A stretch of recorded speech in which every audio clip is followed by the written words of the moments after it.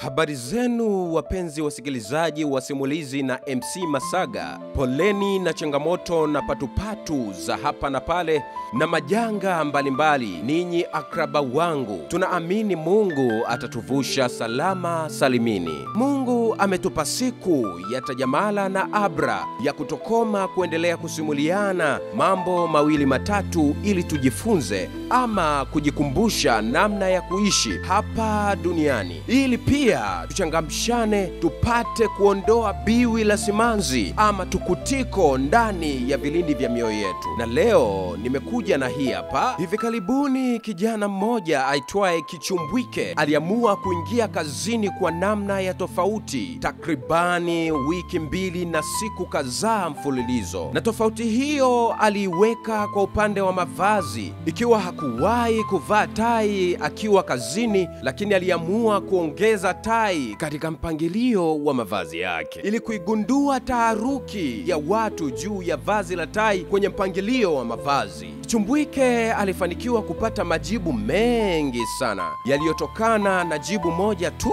na hiyo ni kutokana na historia ya tai. Mwanzo wa historia ya tai, tai iligunduliwa na nani na ni kwa nini waliamua kuiweka katika mpangilio wa mavazi, akilinganisha na hivi sasa tafsiri ya tai ipoje kwenye jamii. Ilianzia Ufaransa katika karne ya 17 na mamluki wa Kolojia, yaani majeshi ya Kolojia, ambao walivaa mitandio yenye fundo, huku kwetu maarufu tumezoea kuita skafu. Kusudio la majeshi ya Kolojia kuvaa skafu ilikuwa ni kwa ajili ya kufunga jaketi zao za kivita wakati wa vita vya miaka 30, ili jaketi hizo zisiwasumbue wakiwa wanashika silaha za kivita wakati wa mapambano. Sababu kuu ya vita vya miaka 30 ilikuwa ni migogoro ya kidini barani Ulaya vilivyofahamika kwa jina la Napoleon, kati ya Wakatoliki na Waprotestant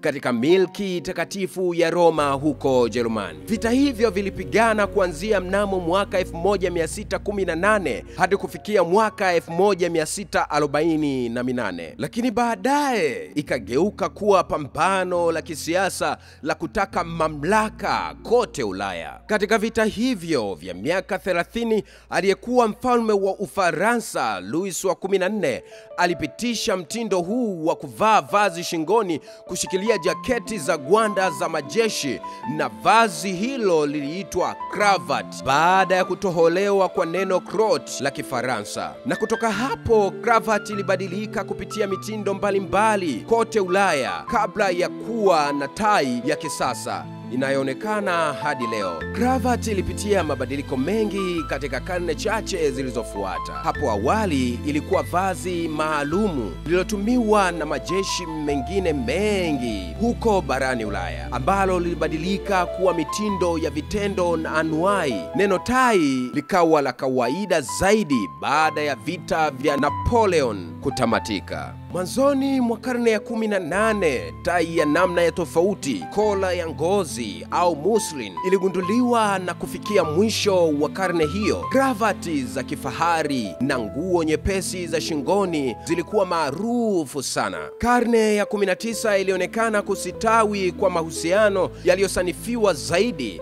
na mapinduzi ya viwanda yaliyofanya yaweze kupatikana kwa tabaka la kati linalokuwa. Mwishoni mwa karne ya 19, tai ya shingo yenye mikono minne, kitambaa kirefu na nyembamba kilienea sana. Inaaminika kuwa ilitoka kwa makocha wa mpira wa miguu wa Uingereza ambao walitumia fundo sawa na moja kwa hatamu zao. Miundo iliendelea kubadilika katika karne yote ya 20, huku mitindo ikibadilika kwa upana, urefu, miundo na mvuto mpya kila siku ilipobadilika.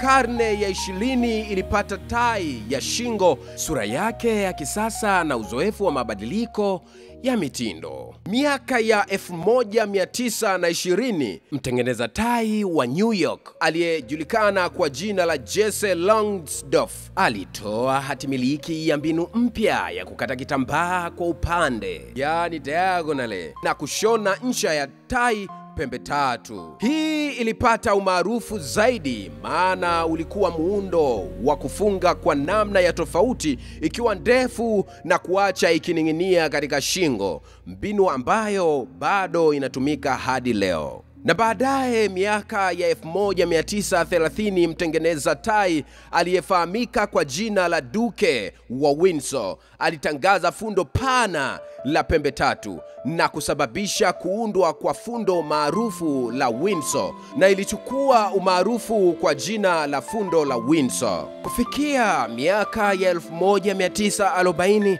kufuatia vita vya pili vya dunia, miunganisho mikali ya bold look iliangazia maumbo mapana na michoro ya rangi, nakshi zilizoipa sura mpya tai kuzidi kupendwa zaidi. Tai nyembamba ilikuja kugunduliwa mnamo miaka ya 1950 hadi 1960. Ilikuwa tai ya kihafidhina na nyembamba. Ilikuja kuwa ya mtindo mpya iliyogunduliwa na bwana mmoja aliyeitwa Mods na bendi moja ya muziki iliyojulikana kama Beatles Band katika miaka ya 1960. Tai iliendelea kutumika kama vazi katika jamii kuanzia barani Ulaya hadi kuenea maeneo mengine mengi, na lilikuwa vazi la kawaida hadi kufikia miaka ya 1970, tofauti na miongo iliyopita.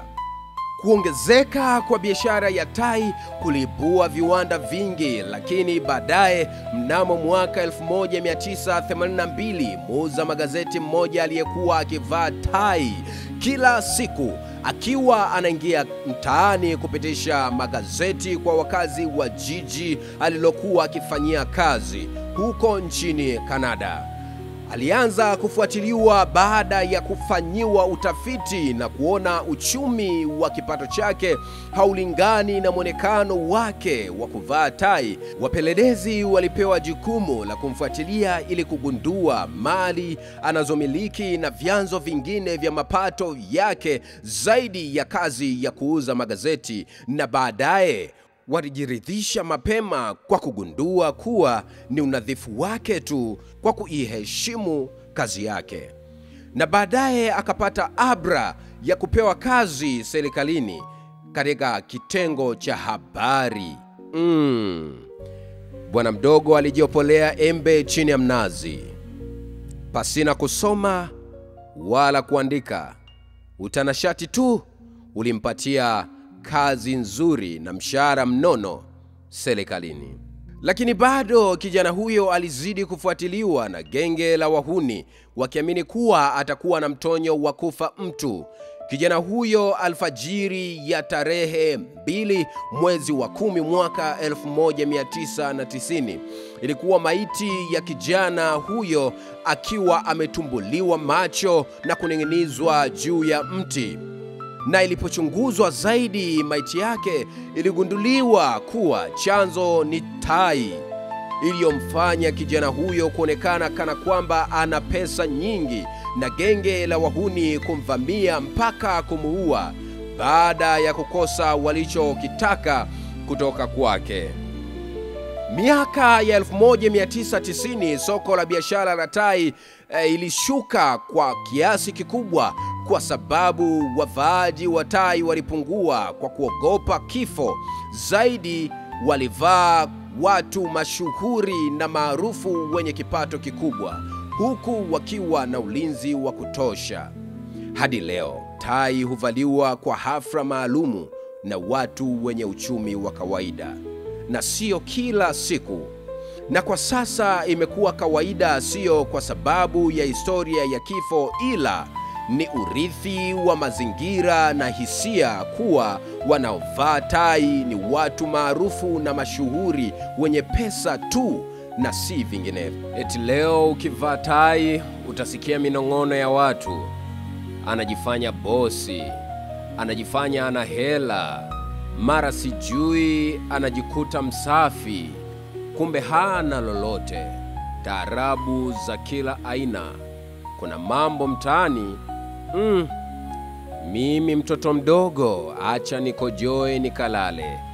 bado naendelea kujifunza ya ulimwengu. Lakini tuache uswahili bwana, na leo tukaondokane na ujinga wa tafsiri mbovu juu ya tai katika mpangilio wa mavazi katika jamii. Tujifunze jambo: tai ni vazi kama mavazi mengine. Tai hubadilisha mwonekano wa mtu na kumpa fursa mtu, kwa sababu tai huongeza unadhifu wa mavazi. Unaweza ukawa na mavazi yale yale watu wanayoyajua, lakini siku kivaa tai, yale mavazi hubadilishwa na tai na kuonekana kana kwamba ni mapya machoni pa watu. Yule kijana alipata abra ya kuajiliwa serikalini nchini Kanada kwa sababu ya kuvaa tai tu. Na hii haina maana kijana uache shule eti ukae nyumbani ukining'iniza tai kuanzia asubuhi mpaka usiku ukisubiri ajira. Maisha yakikwendea mlama, mimi simo. Lengo langu ni kuelimisha jamii ondokane na fikra hasi juu ya uvaaji wa tai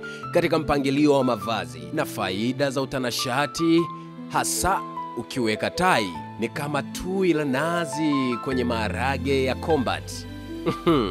Utajikuna kisogo mpaka kukuche, na wakikupeleka hospitali, majirani zako tutamwambia daktari dawa yake ni kumwongezea tui la nazi katika maharage ya combat. Tai katika mavazi hufanyika kama urembo na kuyafanya mavazi yang'ae. Hivyo vazi la tai halina matabaka. Yeyote anaweza kutumia tai kama sehemu ya mpangilio wa mavazi yake, kuongeza nakshi katika utanashati na unadhifu wa mavazi, kupelekea mabadiliko ya muonekano wa mtu na kuipa taswira mpya jamii inayokuzunguka kwa kujiongezea heshima na kibali. Langu jina MC Masaga, King Solomon, mtu wa mali. Asante.